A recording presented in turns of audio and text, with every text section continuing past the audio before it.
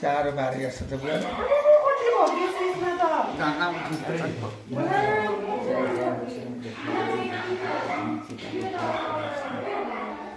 सुख शान्ति होस् भगवानले हल्काको आश गरेर कहिले खानु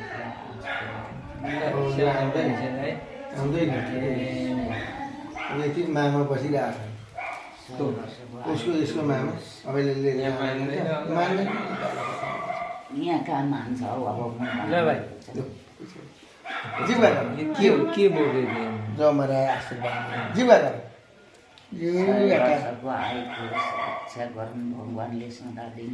धन सम्पत्ति दौलत होस् शुभकामना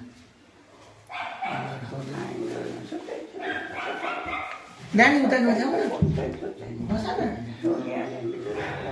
यता चाहिँ राम्रो आउँदो रहेछ नि त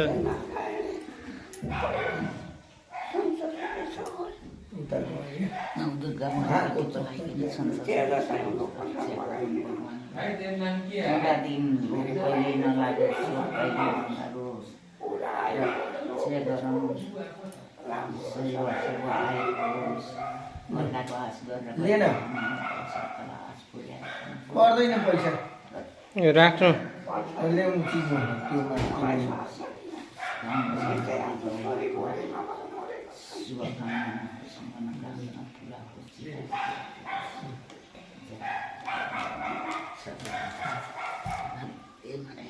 खोलिए त त्यो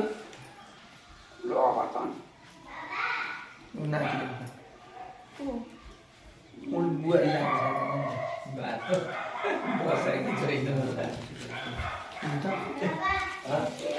होइन होइन